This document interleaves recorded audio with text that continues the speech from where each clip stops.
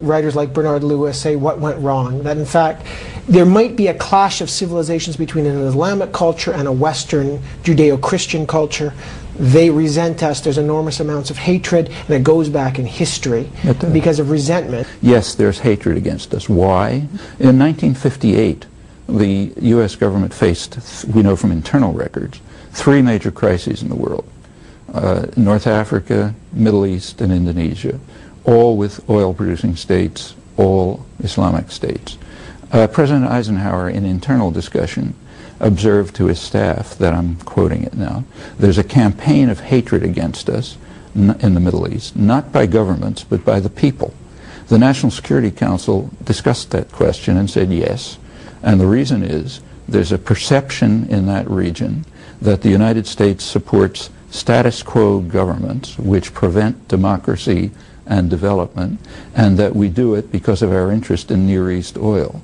Furthermore, it's difficult to counter that perception because it's correct, and furthermore, it ought to be correct. We ought to be supporting brutal and corrupt governments which prevent democracy and development because we want to control Middle East oil. And it's true that leads to a campaign of hatred against us. Now, until Bernard Lewis tells us that, and that's only one piece of a long story, we know that he's just a vulgar propagandist, not a scholar.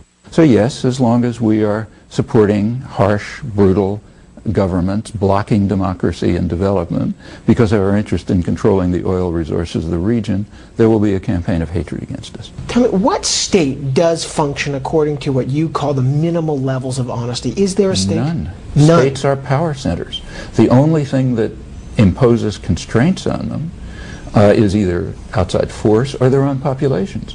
The United States, for example, is far more civilized than it was 40 years ago. Let's just take that. This March happened to be the 40th anniversary of the public announcement by the Kennedy administration that the U.S. Air Force is bombing South Vietnam. No U.S. president today, or for the last 20 years, could conceivably do what Kennedy could do with total impunity 40 years ago. And the reason is because there was massive popular protest. It also spawned the contemporary civil rights movement, the feminist movement, the environmental movements, and all sorts of other things. And it imposed important constraints on straight violence. In fact, that's how we got rid of slavery. That's how we got rid of feudalism. What will the state look like at the end? At the end, I think states ought to dissolve because I think they're illegitimate structures. But that's a long time. That's it.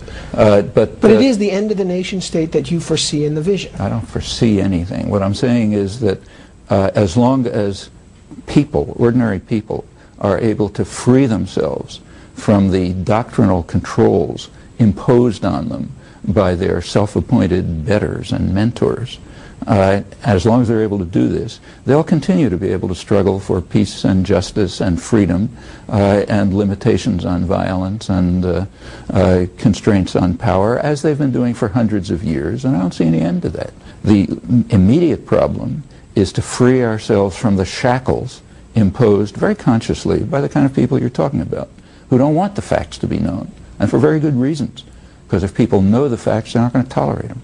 So therefore you have to prevent them from knowing. You have to indoctrinate them. You have to tell them stories about how we're really good guys, and if we use violence, it must be for the general good because we represent the course of history. Yeah, that's the job of propagandists for power and violence. And it's the task of populations to free themselves from those kinds of controls and domination.